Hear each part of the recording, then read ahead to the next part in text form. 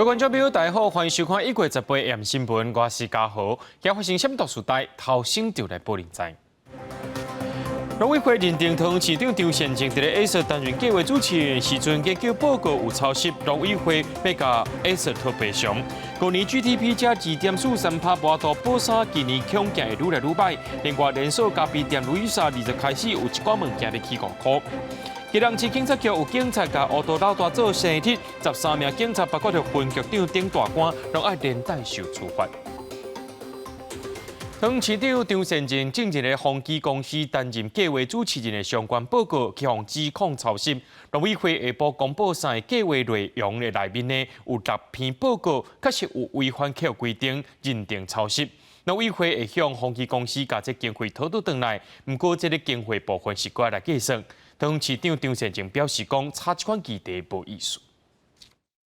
这份 YMAX 甲无线网络应用伫农业的研究报告，781个字内底有600个字，甲经济部的新闻稿同款。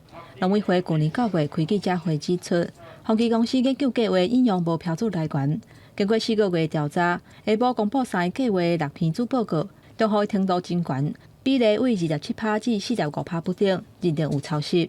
一般通俗的概念就是所谓的抄袭啦，违反了第4条第3款的规定，所以我们就会启动我们的求偿的做那个程序。这些经费计算出来以后，我们会尽速的通知风机公司。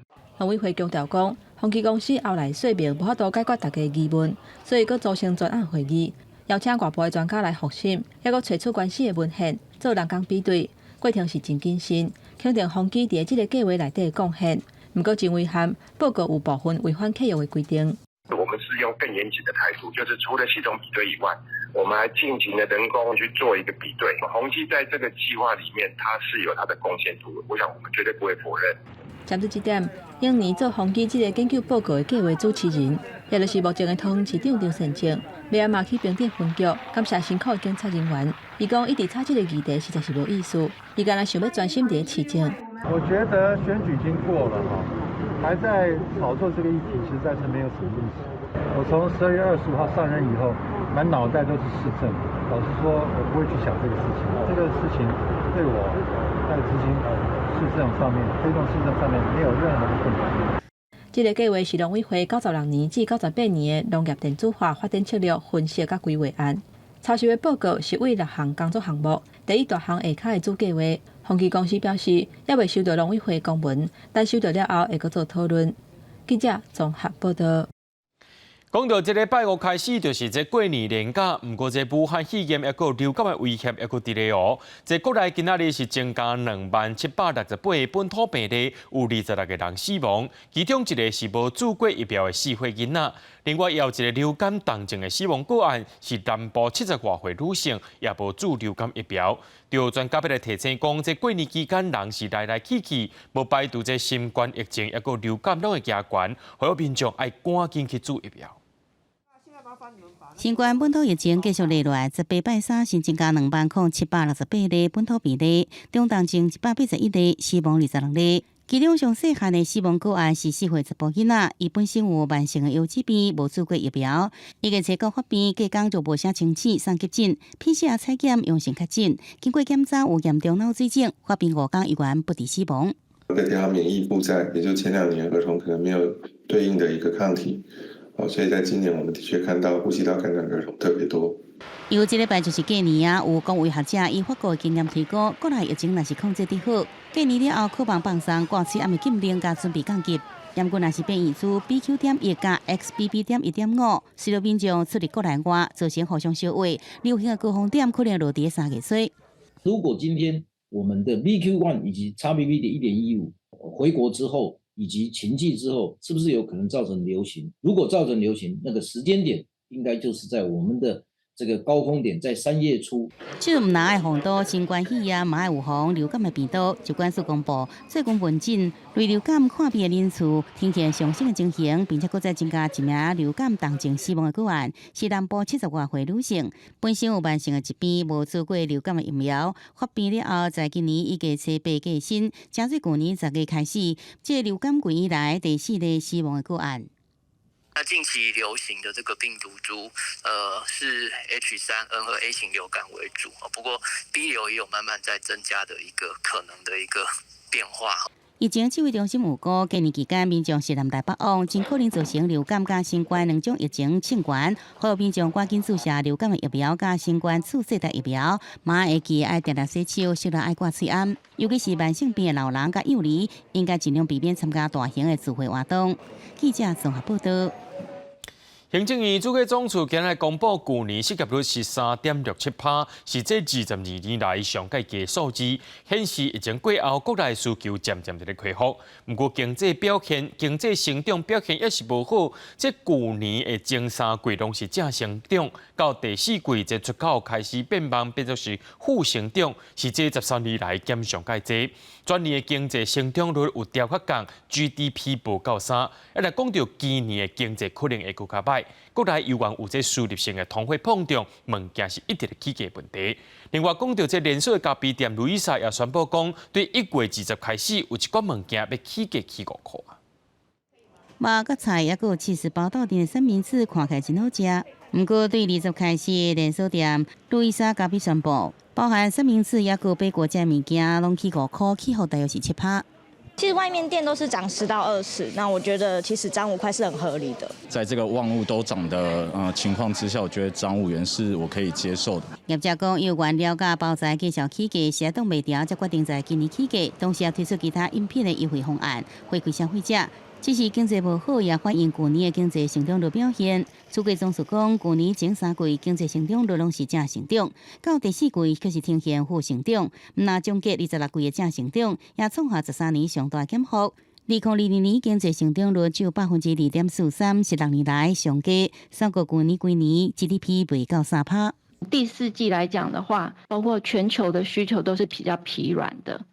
那当然，中国大陆疫情的这个干扰产销的这个因素也是其中之一。去年第4季的整个出口比较没有能见度的情况，机会蛮大会延续到今年的整个上半年，在下半年的话才会有机会看到一些复苏的迹象。专家预测，今年下半年开始，经济慢慢复苏，在失业率部分却是相对稳定。主计总署公布，去年12月失业率是3.52%，创下2001年2月以来上低。2022年失业率3.67%，是2022年以来上低。住宿餐饮业的部分，确实在疫后的这个情况，看起来它的就业人数是有增加的。从数据来看的话，看起来是服务业的这个部门。展望今年失业率可望持续稳定，不过对经济成长率却是挑战真大。国发会回应会扩大内需来维持成长的动能。记者综合报道。副总统赖清德今日正式接任民进党主席，发出4项改革，但先要处理的就是乌金和学术伦理的问题。另外，外界所关注的两化路线，赖清德表示，会认定台湾已经是主权独立的国家，无需要来宣布台湾独立。未来也会坚持总统蔡英文所提出的4个坚持的两化路线。郑重宣誓，就任民主进步党第17届党主席。对代理主席陈其迈手头是接印信，副总统赖清德18是正式就任民进党主席，甲中正民进党的责任扛起来。赖清德表示讲，会惊心老实面对无够好的所在，检讨改进，未来结合全党完成1项使命、2项任务、4项党务决心。第一个就是先阻断乌金学论的问题。民进党将采取积极行动，严正党纪，落实排黑条款、廉政条例。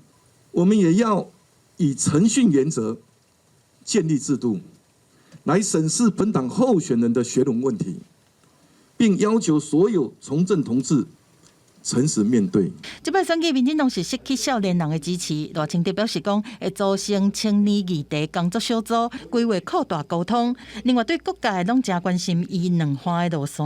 做一个务实的台独工作者，赖清德敢会调整？已经到台湾已经是主权独立的国家。务实的认定台湾已经是一个主权独立的国家，没有另外再宣布台湾独立的必要。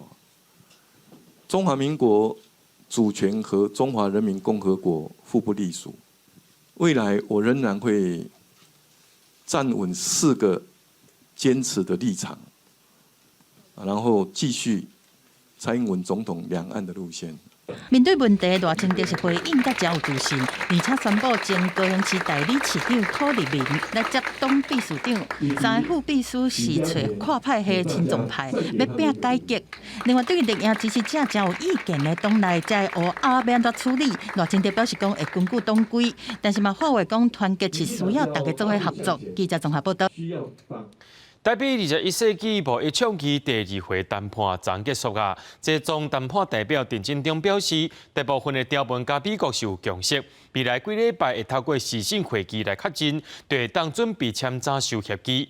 中华经济研究院的资深副执行长李顺认为，这个协议若准会当签落来，这也是台湾加入 CPTPP 已经准备好势上好证明。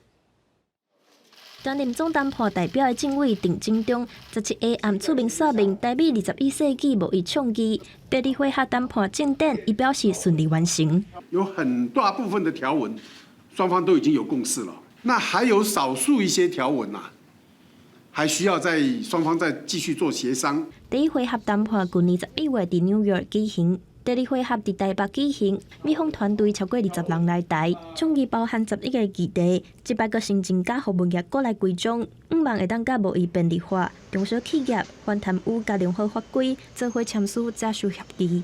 非常明显的，将来台湾跟美国的合作是会经贸方面的合作，会是一个站在很平等的基础上面来进行。第2轮谈判完成，中华经济研究院资深副执行长李顺认为，应该已经解决争议条文，这个法律条文整理顶需要工课，若是顺利进行，应该会当伫11月完成整体谈判。也对 CPTPP 成员证明台湾已经准备好啊，不过袂当否认有中国因素的政治障碍。美国是通常都是要求别人最高的国家，他都可以接受。但这个完成谈判本身自己就是一个最好的证明，说台湾准备好了。可是它对于我们加入 CPTPP 的政治障碍，其实没有什么改变的效果。学者观察，今年5月，美国也要甲台湾的印太经济架构头一批成员，这个倡议应该是对这个结果有回应。如果台湾有可能的话，当然是希望能够加入多边机制，同时维持台美之间的双边。没有说台美之间双边机制不好，还是很好，可以推进一些彼此的一些勾连嘛。但是有点是在没有办法短期之内进入多边之下的一个安排。协议当时会签，总谈判代表陈进忠表示，也会讨论到目前的工课重点是将协议的内容确定落来，希望上紧伫今年会有成果。记者综合报道。经济部禁止中国的螺蛳粉也个黄飞鸿咸土豆进口到台湾，昨搁再禁止中国制造的片尾供到台湾。这成功病院副院长洪主任表示，因病院目前无使用中国制造的片尾供，不过敢有影响，搁爱长期来观察。经济部长王美花表示讲，因为中国制造的片尾供伫台湾市场比较俗价，对台湾的厂商不公平，才会禁止因进口。当患者无法度正常食物件。真侪医疗院所或者是长照机构，拢会甲患者藏片讲，互因会当食物件嘛才有营养。不过经济部17暗时宣布，为即时开始禁止进口中国制造熟食片讲。鼻胃管这个是医材工会，医材工会有来申请说，这个中国大陆的这个是低价竞争有不公平竞争的情形，会去咨询相关的利害关系人、工协会等等，那也会召开相关的说明会，那最后是用这个客观的这个情形来决定的。经济部长王美花强调讲，伊是接到医材工会的申请，中国这个片讲甲台湾的厂商下价竞争，为着避免影响台湾厂商的生意，才会禁止进口中国的。根据了解，台湾这个自制式的片讲，平均一条是120块，不过中国制造的价销，平均一条是20块至30块。外界烦恼讲，中国这个片讲无法度进口，敢是会冲击长照机构甲医疗院所的供应量。停止进口来讲，对医疗机构来讲，基本上是没有特别的影响，因为事实上目前我们也都是用台制的，我们台湾在这个细子鼻胃管的制造的技术跟量能方面，我想是没有特别的一个问题。因为它毕竟是消耗品，所以其实没有太大的影响。那但是有一些之前有消费者反映过，他们使用大陆的那个鼻管会有比较多的异味。若无进口中国的片讲，国内片讲的价销敢会加悬，大家关注。另外，毋但是中国这个片讲禁止进口入来台湾，出食名黄飞鸿险的土豆嘛去用禁止进口。那中国的四手魔芋爽，因为台湾无生产商，只要申请专案，就会当输入台湾。食药署发声明表示，针对这项四手民众若是买来家己食，就毋免申请输入查验进口。不过若是摕来卖，上当会当罚300万的罚款。记者综合报道。最近有军事媒体外国网站福建讲，有人伫咧卖台湾的机密情报文件10GB 的资料，卖要400多万台票。资料有针对个人的调查报告，甚至有阿编过的个人资料。国防部有强调讲，已经有掌握也等咧调查咯。网络世界讲比作是偷摕国家机密的管道，假名骂人的资深军事迷，长期咧国外的网站了解军事资讯，即马煞发现到有人伫网站公开咧卖国家机密10G 大细资料，卖15万美金，大约是台票450几万。下骹个网友咧问讲要安怎来买？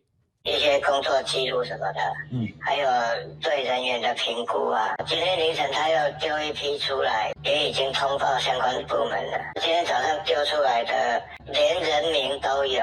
军事媒讲，事关重大，已经通报相关单位，对泄露出来资料当中，会当看到其他国家演习的资料，嘛有个人的情报记录。内底佫写讲任务是要倒勘收集两方交流的情报。佫讲对方因为职务的调动，收入减少，有意要去中国发展，相信方压出来资料，佫有个人做兵的记录，人名地址全部应该清清楚楚，无排除是骇客入侵，也是敌部渗透。军事媒呼吁政府千万得要重视，应该建制专业的国安法庭跟国安的检察体系，根据证据，要予以快速并且重判。民代建议政府爱惜专门的国安法庭，肃审重判。针对有军事机密伫网络顶发布的代志，国防部讲也搁咧调查，目前无方便讲收济。记者综合报道。如果是罗斯卡伯案的这个社会事件吼，这基隆市警察局有8名第3分局警察甲乌道做伙食饭，甚至佫甲这天道平前分会长做生日。警察局调查了后，认定侦查对姓郑的小队长，虽然拢有申请甲报告，却因为这申报的内容无老实，决定要甲记告2届，调制服的警员。另外，东港出席另外7名警察也爱受处罚，分局长等5名主管也因为拢无伫咧管，也爱受连带处罚。一群人做伙唱生日快乐，替天道明太阳会前分会长庆祝生日。伊是外号咧梦细入的查甫人，不过为伫个分数边该庆祝的人，煞有几个是基隆市第3分局的警察。这个餐会伫13举行，由侦查队姓郑小队长招几个朋友甲同仁，年尾做伙食饭。虽然伊讲伊是食饭食到一半，对方一群人临时去买鸡卵糕，不过乌道甲白道做伙庆祝生日，互经济的问题佫受到关注。基隆市警察局18嘛大动作处分。郑姓小队长虽有报告，但申报内容不实，目的不符，庆生画面又遭他人录影转传，引起社会哗然，严重影响警誉，予以记过2次，改调制服警员。除了姓郑小队长记过2届，调做一般派出所的警察。姓罗的代理分队长甲姓崔的小队长2个干部嘛记过1届，分别调做一般派出所的警察甲行政警务员。也若嘛在场的警察甲侦查组有2个人伫执勤的过程当中去参加，另外3个人伫飞勤务的时间起嘛拢记一支小告。经查该影业与特定对象接触的部分，本分局员警有事前申请，事后报告。所属分局的分局长，代志发生了后，捌亲身出来说明。不过过无一天，警方的认定就有真大改变。基隆市警察局决定要追究顶事的责任。3分局分局长林文玉记新界2支，副分局长李惠宏记新界1支，侦查队姓简的队长记过1届，调离主管职。姓苏的副队长新界2支，也若第2组姓郑的组长记新界1支。看到警纪，佫惹出风波。基隆市长贾国良嘛强调讲，乌白2道的分际都要明确。作为一个警务人员，跟黑道黑社会之间的关系，应该要更有分际。我们的廉政伦理规范也有详细的规定。警界一再爆发违反纪律的问题，警政署17发布第2批人事的异动，有158个高阶的警官拢换职务，亲像刑事局副局长吴建营、台北市树林分局长黄庆宏，甲高雄市刑警大队长洪尚田，嘛拢因为涉及800会馆的风波，全部拢去互降职。警察小连续表出不适当的行为，已经严重冲击到警界形象。记者综合报道。在咧网络顶头呢，有流传一段查甫老师性骚扰查甫学生的影片，而且这个老师是伫咧桃园某一间国中教册。学校表示讲，这段影片是老师也未伫咧学校教册进前发生的。这桃园市教育局表示讲，这个老师已经离职啦。一个查甫老师用手去摸女学生的脚趾片，学生拒绝离开，但是老师嘛是无停，甚至佫嘴遁过去，想要来浸学生。这段影片伫网络顶悬流传，内面的老师就伫咧桃园一间国中在教册。学校讲，这段影片是这个老师过去伫咧补习班教册的时阵的代志，迄当阵也未来遮。这位老师是我们这学期9月开始进入本校的老师。一开始是兼课老师，目前呢身份转换变成学校代理老师。我们知道此影片之后，我们就进行了相关的通报，以及再次的查询不适任教师的系统，确定老师并没有在不适任教师名单里面。学校讲有去了解这个老师教的班，无发现讲像这款无站杂的情形。桃园市教育局讲，这个老师目前已经离开学校。影片内面的代志，社会局嘛以性骚扰防治法处理。学校已请该名老师不要再进入校园，那也清查老师所任教的班级的学生，了解是不是有类似的一个情况发生，以维护学生的权益，也杜绝校园的性平事件的再度发生。另外，有关影片中的学生，我们也已请学校进行后续相关的一个辅导与关怀。伫网络顶发表影片的民众指控，讲这个老师长期拢甲高中的女学生骗骚，专门欺负较点唔敢反击的女学生。教育局讲，学生讲这个老师伫补习班会想要一直对学生挖过去，但是学生本人是无意愿要提出申诉。记者综合报道。带观众朋友来看国际新闻，有一台直升机18日伫咧乌克兰首都基辅附近的部落瓦里，包含这内政部长等大官在内，有18人过往。这直升机落来进前呢，先去弄到一间幼稚园甲人家厝，这人家厝大楼随着火烧。警方证实讲，18名死者当中有乌克兰内政部长、内政部的国部秘书跟两个囡仔，另外还有20个人受伤送病院。这个直升机落来事故目前还佫等咧调查。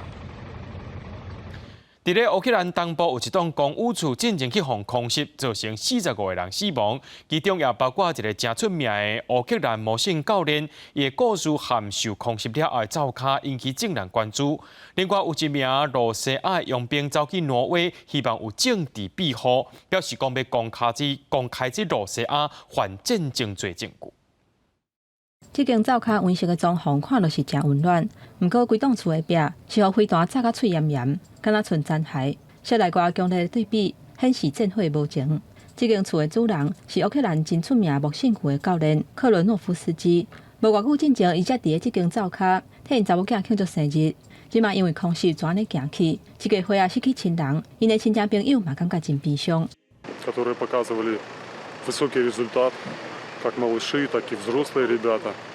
Наша спортивная школа, город, область. И, честно говорю, вся страна гордилась достижениями его спортсменов. 乌克兰东部第聂波罗这间9层楼高的公寓，顶礼拜六受到空袭，造成至少45个人死亡，79个人受伤，还有20个人失踪。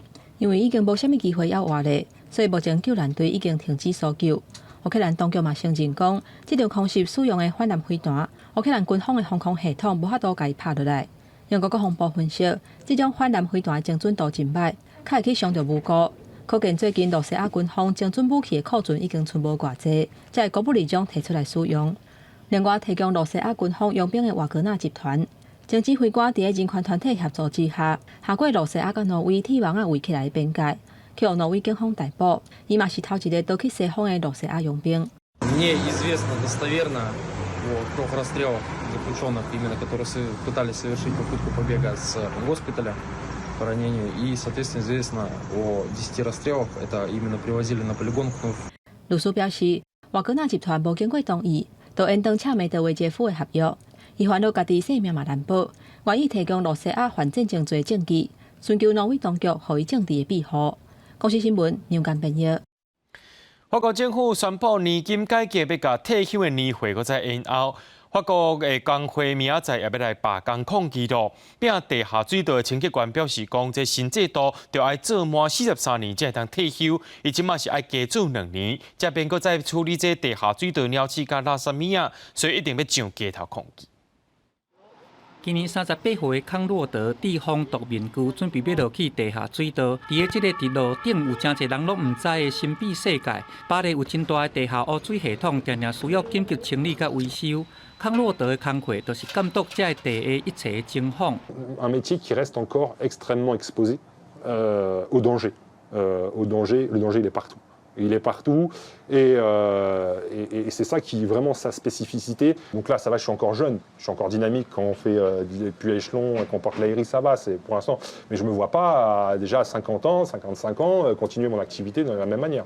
Donc, et malheureusement, la manière, elle reste la même dans 50 ans. Comme le réseau d'assainissement, il n'a pas changé. 虽然康洛德是小主管，唔免逐工拢落去，伊嘛介意挑战性的任务。伫个养护难度悬，唔是顶悬的人会当体会。伊无愿意甲这个健康拢甲开伫个风险内底，打算讲时间一个到，要退休。不过，初十政府宣布年金改革计划，未来劳工退休的年龄对62岁，然后到64岁，从2007年开始。必须都要工作43年，才会当领到专业的退休金。安尼甲算落来，互伊的团体伫原本52岁就会当退休，就要变做54岁才会当实现。工会19罢工抗议，伊和其他的团队成員嘛拢會參加。Et là, si on nous rajoute 2 ans, c'est extrêmement dur à encaisser. On subit vraiment. Niveau physique, on subit vraiment. 工会呼吁劳工伫个19即天来罢工，行上街头。政府是坚持立场，呼吁大家唔通互国家陷入歹运作。伫即天，法国国家铁路敢若有1/3到1/5的高速列车咧运作，区间列车敢若有1/10有开，和瑞士小接的区间列车差不多是拢停起来。其他的国际列车是完全停驶。巴黎通勤列车的地铁嘛去打乱去。无人机航班方面，出入奥利机场有5/7的航班将会取消。公司新闻黄云玲编译。讲到这医护人员是真辛苦，常常咧病院碰到一款无合理的对待，甚至真侪病人会去咧急诊室底下乱。亲像美国德州咧有一间科技公司，伫几多年前就开发一种专门予病院使用的机器人。这个机器人毋是一般的机器人哦，会当减少这护理师10车的工课，互因有更较侪时间来照顾病人。伊利诺州埃尔赫姆斯特纪念病院2020年6月引进一款德州科技公司所开发、后名叫做摩斯的机器人。由5英尺悬，目睭闪着蓝光，胸坎头前配备所有的云幕，手骨顶面刻立一个用来开门的身份的徽章。为病院医疗团队，世界走来走去来处理杂务是伊的工作。We've got 2 robots in the hospital, and between the 2, they are working 24/7 with only a short period of time to charge in between. So when you think about the numbers to staff humans to do that work, we would need at least 6 people to do that amount of work. 病院所做的统计显示，这2台机器人每个月来回送物件送1800纸，相当1000英里。若是用医护人员行来行去的步数来计算，相当200万步。半年时间，机器人为医疗团队提供3100点钟的一个工作量。Leaves a lot more time for us to be able to focus on the patient and focus on what's going on and not be distracted by leaving the floor. 全美已经有侪间医疗机构对这款机器人感到有兴趣。科技公司的主管讲，已经有落订过50台了。公司新闻综合报道。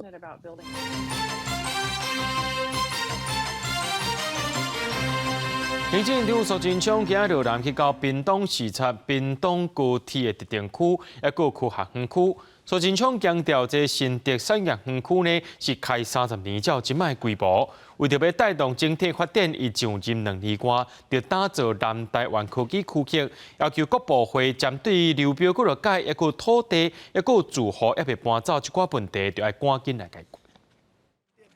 行政院长苏贞昌18落南视察屏东高铁特定区甲科学园区，要求爱赶紧做下部会合作，解决包括招标3届流标，还有土地顶悬还未搬迁户等等的问题。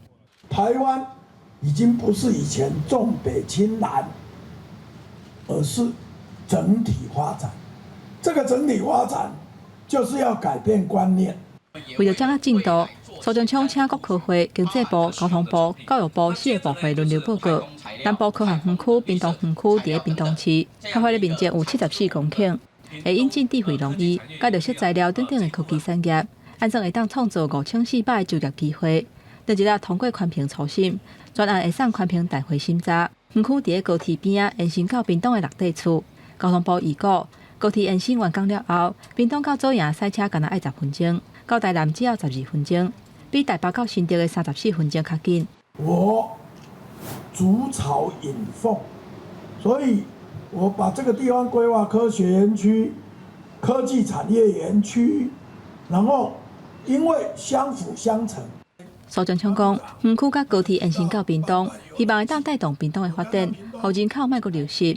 嘛只是相关的单位若拄着问题，下部会合作做一届来解决，避免影响工程。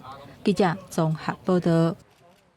拜五开始就要放一个过年的一个连假咯，台铁和高铁拢对今开始有加开车班。如果车衫的时阵，伫高速公路顶头车是上介济。来讲到天气部分呢，这气象局要提醒民众，明仔载开始温度会变较小落寡。不过这29暝初一天气真好，到初二的时阵，如果这强烈的大陆冷气团会入南，到时阵会可能出现到寒流等级。大台北透早依然是乌阴偏冷的天气形态，19开始天气小可回温。为落暝甲正月初一，温度会降到20度以上，相对感受就会较舒适。暗过初二冷空气报道，阁会开始降温，目前强度有5会落伫大陆冷气团到寒流之间的等级。目前我们现在预估，初二的气温已经是会比初一明显的降低，而到了初三、初四之后，气温可能会再更低一些。今年春节连续假期总共1天，是史上上长的年假。国公局有讲，初一到初三是旅游落南车流为主，初三到初四是旅游甲休假上北车流为主。有个双向上大交通量，公布会落伫初二，西部各都是初三双向车上多。最大日是在初三1.6倍方向。国五的最高交通量会落在哪一天？初二双向的话会达到最高峰，大概是平日1.3倍。解封了后，第一个旧历过年，也未少人安排出国。根据机场公司航班运用人数有无系统显示，春节出入境高峰会伫1月28、正月初7，年假期间的总运量有个会超过98.8万人次。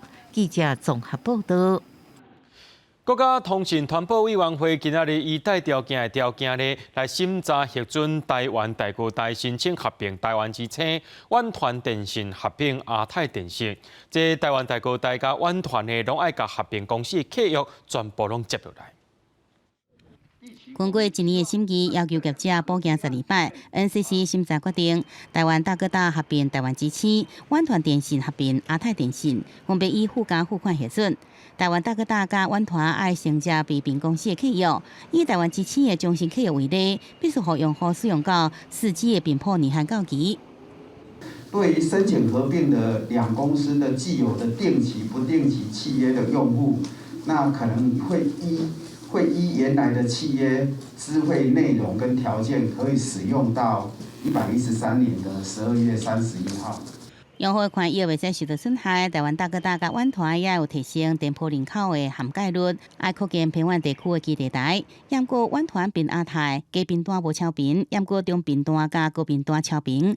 台湾大哥大并台湾之星，中高频段无超频。传头先甲互看率上快的低频段却是超频10 MHz。应该伫113年6月30进前，自主来缴回超额并款，转让也是交换这方式来改正，并且经过数位发展部核准。接下来他们跟数位部那边取得频率核发的这个文件之后呢，就可以跟本会来申请网络跟营运计划的这个变更。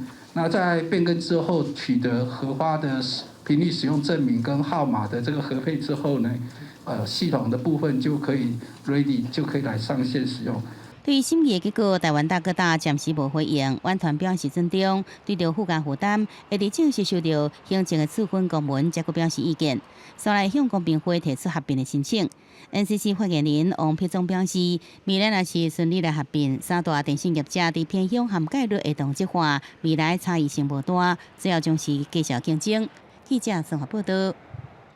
立法院今早起继续审查全民共享经济成果特别条例草案，因为条约提出的版本有无同款的意见，国民党团就主张发现金1万块。民进党团总调郭建民表示，照目前进度来看，明仔载根本无到三读通过，若准是安尼先继续拖落去，会拖到4月才会当发现金。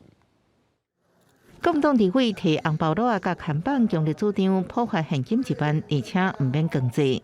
超过的部分，超过1400亿税基剩余的部分，请财政部以国库券短期调度的方式，那8月1号就偿还这国库券，财务上绝对没有问题。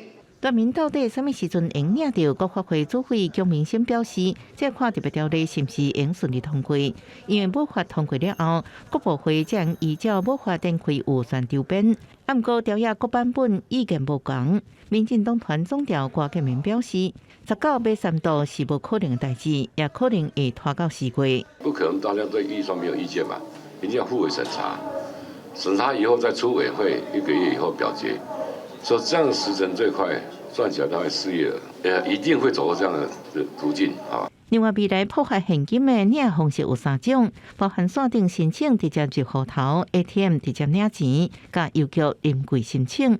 作为发展部部长陈凤表示，2月28系统就应就位，不过实际发放时间，议员要按照预算的时间来决定。那我们接到的指示是说，要在2月底的时候，把这些系统全部都测试完成，随时可以发放。那当然，实际发放的时程要看预算的时程而定。郭建民在会议当中，在国党团讨论，表示条约绝对没有共识。既然无共识，国党讲完主张了后，对特别条例保留送出委员会来进行协商。记者综合报道。就算外口透风落雨，等到厝里有关系个温暖的家庭，若准这间厝出问题，你起毛质一定是真歹。前台北市长郭文哲讲，8年要起5万户社会主体证件。不过最近有媒体曝光，这社会主体工程品质有真大问题。国民党台北市议员游锡辉就批评讲，开几落100亿个台北社会主体是超过新竹棒球场的60倍，已经发出书面的质询，要求这台北市政府就要专案检讨。所以我会觉得是像这样的东西好像有一点瑕疵。如果你拿到是个新的房子的话，所内底天花板看起来无平，表面水缸也真粗，一个浴巾啊排水孔也看起来垃圾。去年12月15开放自豪点9的内湖区形成社会主体，互媒体爆出态度抢班，并出现必损这缺失的问题。阿嬷很怕，阿嬷不敢坐电梯，她就是怕困起来，就好像很多次没有打开吧。有听到有人去抱怨，好像有新闻周刊可以看一下这样子。都发局讲，知影相关的缺失了后，就紧紧来要求通报厂商进场来检修，即阵拢已经完成修理工作。这个行善社宅的工程的这个部分，我们现在已经启动快速维修的机制。我们的物管单位会跟我们的营造厂去做，第1小时之内就会做会勘。那如果有需要备料的话，也会在6小时之内去赶快处理。通报的修缮数量23件，也都已经处理完成。前台北市长郭文哲任内推动社会主体，卸任了确实表示真侪工程的缺失，引发民进党甲国民党议员的批评。台北市议员游锡辉讲，内湖形成社会主体拄点到1个月，通报修理达到2245件，总共380户通报，其中住户的服务率占98.87%，是2222件。不过议员有23件，占1.13%，是工程方面的问题，需要加强来修理。那今天我也有请都发局前来报告，他们其实除了住户通报之外，对于公共区域的修缮完全没有数据，毫无掌握，非常的夸张。社会住宅耗资不算土地成本，光工程成本就已经将近800亿了哈，超过780亿。如果你真的要说密保的话，这个是65倍新竹棒球场的预算规模，抢建，然后快速验收，然后要去做一些大内宣。邮社会讲已经发出书面的质询，要求北市府专案来检讨，也建议即阵的市府对着社会主体进行总体检，一个解释问题，并且就相关的缺失进行检讨，建议对策。建议以后完工的社会主体验收的标准流程做个完整，避免相关的问题一再发生。记者综合报道。真侪人一世人就是要希望拼到一间厝，毋过敢有想讲这个厝的部分会当买伊的使用年限呢？这财政部国有财产署当日计划函，甲内政部下部会推出着使用权体一款主体，利用国有地由政府来起厝，无要租人，无要赔人，是使用者来付这条钱，是依照无共款的使用期间来算钱的。这使用权体可能会来做一种社会主体，按算伫咧旧历过年了后，才有进一步的具体规划。伫台北车头边仔的加站花园广场，是国内使用权主体指标的个案。建商当初是和台北市政府是签50年的地上权使用权，我将社区每一平身高价大约是40万，伊边仔的厝一平拢破100万是价足济，就是因为年限若满买的人无法度摕到土地和建物的所有权。即么财政部和内政部嘛，打算用这款模式，以国有地政府委外起使用权体，无要租嘛无要卖，互民众来买使用权。可能看个人需求吧，因为我是台北人，所以会比较想要存钱买房这样子。假设可能搬回台中或者其他地方跟家人住的话，那我觉得在这段时间，如果可以用比较低的价格住到相对好的地方，我觉得也是不错的。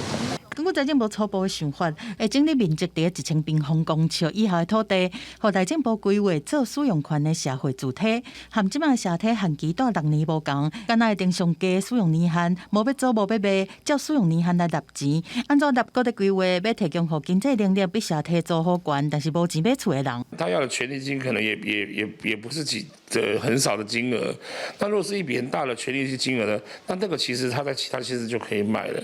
政府要用一些方法去处理，那我觉得裁员是最重要的，但是都跟日围绕，你看好几千件啊，那些都可以从那里拿钱出来的。学者分析，这是一种中价主体的概念，互民众会当阶段性来规划要住伫倒，但是配套都要做好。像新加坡就是以你趁偌济钱来限制买使用权体的资格，另外政府嘛要建立土地储备的制度，莫因为欠财源就卖地。记者综合报道。真侪人讲买厝就要买款透天的较好，毋过食老你就知影讲，这透天厝爬楼梯，这脚是真歹指力的。这咧台北市有真侪时代因的脚路歹，住伫老公寓无方便。都发局最近宣布要开放南港的东明社会主体，而且增加2房到3房的房型，互时代通好甲厝内面的人住做伙，是现市长蒋万安伊的青银换出证件。住在几楼啊？4楼。啊，你这样每天要爬多久？你会懒得下来吗？拜托，每天都一上一下来。这时代住老公寓，转去就是爱爬楼梯。这种厝伫台北市买50万间，要解决老大人无法度爬困境。市府都发局最近杀东明社会主体的厝，正做市府青银换厝的计划头一案。我们的长者还蛮需要这个家人的照顾。那如果我们只开放1房型的话，很可能是会独居的老人进驻。这个政策应该是要转换成就是不只是1房型，应该要更能够开放2房型跟3房型。市府表示，要互时代通住电梯厝，原本的厝嘛通转做包租代管，租互少年人。不过，其实去年市府就伫内湖兴盛望甲青年社会主体办高龄换厝，有被按斗行，才敢若2户成功，而且房型才1房，成效无好。关心租厝基地的崔妈妈基金会就建议，社会主体本地少年人就恶抽，即马阁要租互老大人，少年人可能会有意见，会当选择用其他的代管。租期收地嘛是问题。有社宅释出，但是基本上是3年加3年，很多就打退堂鼓了。当他已经很弱的时候，已经到了6年，你要搬出那个，反而是一个对家属是一个更大的一个痛苦。崔妈妈基金会表示，因认为青银换厝应该下局厝、社会局等等嘛爱投入来做，互政策毋若干那看到厝嘛爱顾到人。都发局是表示，先对东明社会主体开始，未来会阁扩大开放到别个行政区来办理。记者电话立台北采访报道。教育部昨召开第10届书校退场审议会，决议中华书立大庆上港呢以及着家己私立的兴华高中，都是因为财务状况恶化，放伫做是专案辅导学校。针对这个消息呢，这家己的兴华高中表示遗憾。中华的大庆香港强调，目前一切运作都是正常的，资金也会分配到位，未来会转型做社福机构。中华私立大庆香港的学校内面看起来拢无啥物人，因为即马囡仔生了少，大庆香港敢若剩657个学生。学校虽然强调讲校务的运作是真正常，教职员嘛无欠薪水，但嘛是互教育部列作专案辅导学校。一切按部就班，因少子化的关系，那教育部也会要求各校的资金运作也都要到位。学校嘛承认讲，即马招生确实是较困难，会伫咧后学期提出转型社福机构的计划，共款互列作专案辅导学校的，佮有家己的私立兴华高中学校透过声明稿表示讲，囝生了就确实影响到学生减真济，但是强调董事会会支持学校来营运需要的资金，学生的权益未受到影响。但是互列作专案辅导学校是教育部认为讲，这两个学校财务状况拢明显恶化。他每个月可用资金无法维持3个月经常性现金支出，这样的月份啊，它达到了24个月。它在2学年内财务会发现会有蛮严重的资金缺口。书校工会表示讲，即卖的状况会当看出私立中学帮学校要面对的困境，因为即卖政策还未调整，真侪私校无法度调整学费，他无够嘛影响到教育资源，尤其偏乡的学校更较明显。它不像私立大学有对外可以争取产学合作，争取政府部门的一个计划的经费啊，考生选校先攻后私的结果，私立中学确实真的非常的困难啦。书校工会预估，伫114学年度可能会到新生上少的低点，未来4年有可能有40间到50间的私立学校是办袂落去，除了爱提早规划停招，也是停办，或者是爱考虑较早来转型，才会当避免学校因为落尾办袂落去，财产拢总互充公。记者综合报道。囝生少，这学生也愈来愈少，真侪私立学校拢爱面对转型的问题，设计符合社会需求，对学生未来就业有帮助的课程。这边的话，它叫做燕来阁。那我们这边也是有一个非常宽广的场域。学生专心小解园区餐厅外口的建筑特色，为需要专业人员来到厨房。另外一个学生当咧传人客中昼顿。学生讲来这确实会当得到甲学校内上课无共款的经验。来到这里啊，就是比较讲求实操作，所以啊，就是咖啡可以直接冲，也可以直接跟面对客人这样子应对，非常的不同。各种餐饮需求可以就是灵活的变换，用自己的想法来做出可能是蛋奶素之类的。这几年少子化冲击对私立学校影响未小，有学校是透过三合合作，希望学生用早惯习工课场，对未来找头路有帮助。日本少子化的问题比我们早20年，我们台湾以后也会是这样，就是家长一定要去想清楚，你花了那么多钱、那么多时间投资你的孩子。念了这个学校那个系以后，你的就业是如何？另外一间大学是依照目前产业需求，设置人工智慧相关科系，也通过教育部教学品质评鉴。校长宣布，年底奖金3个月，对私立学校来讲真罕见。同仁不但在这个景气的环境之中，能够有这样的工作权，更重要的是说我们能够受到激励。我想我们会更加倍努力。对真侪私立学校来讲，少子化已经造成大家拢咧抢学生，拼势转型，培养符合产业界需求的人才，成做求生存的唯一出路。记者刘君和新竹报道。嘉义水上有农民种这个柑仔豆、柑仔蜜，真正受到这病毒影响，真侪这个柑仔蜜拢消长。最近搁再加上这天气温度的关系，真侪拢避开，这产量减少，影响到过年进前的出货。也未满化的柑仔蜜真侪已经避开，农民只会当赶紧采收。农民讲，原底过年时啊，民众拢会订柑仔蜜来送礼，不过今年拄到这种情形，因拢唔敢接订单。早期是因为咱着咱规个番茄病毒、坎伦病毒嘛，所以规个植株生长是受影响嘛。啊，最近搁拄到气候的变化，热过足严重的啊，所以几乎减少4-5成咧。这阵啊，家己地区早时甲暗时的温度差真侪，连面要收成的柑仔米受到一寡损伤。当面讲，为着要交订单，会甲一寡无同品种的柑仔米加在消费者嘛会当接受。没有货肯出，我们就尽量跟客户讲说，我们就延后出货，或者是有其他的替代方案，或者是彩色番茄这样。每往年的时阵，柑仔米的价格都会起，今年因为量少，所以价格甲旧年比已经起3成左右。农民讲，目前柑仔米都是挂好进前就注文的订单，爱看刷落的天气，才知影过年了后收成的状况。记者林慧婷家己报道。台湾影响能源研究基金会今公布民意调查，显示气候变迁因应法通过了后，民众对减碳政策的支持率有变悬。不过，针对气候加能源的知识了解的人却是无够细项。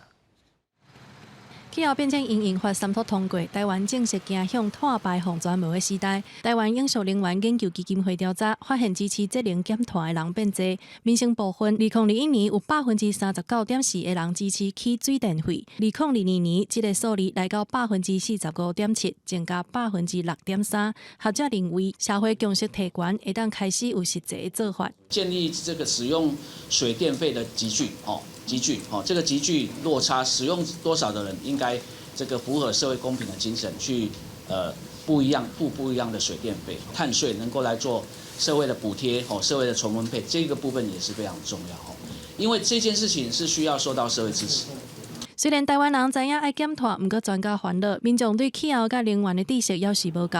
根据民调结果，敢若5.5%的人知影台湾主要的发电方式是燃气，35.3%的人捌听过碳排全无、碳中和，7.9%知影2050年的目标是温度毋通增加超过1.5度。专家建议政府应该透过沟通，让气候知识在地化。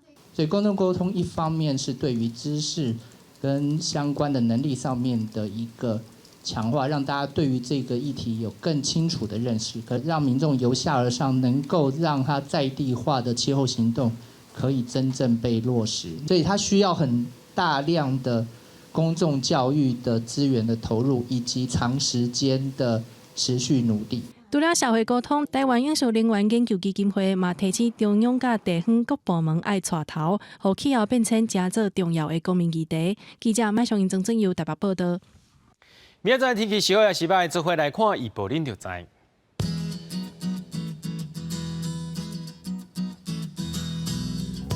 基隆到新竹对13度到19度。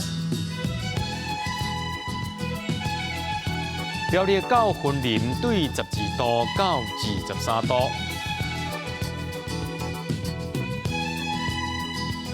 嘉义到屏东对12度到27度，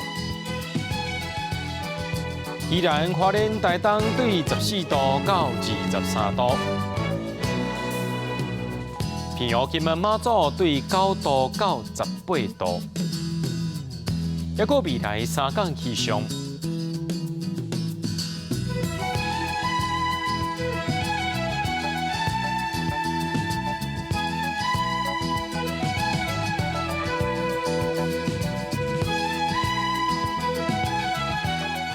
新闻最后，感谢各位观众朋友收看今日AM新闻，我是嘉豪，明仔载暗时7点咱再相会。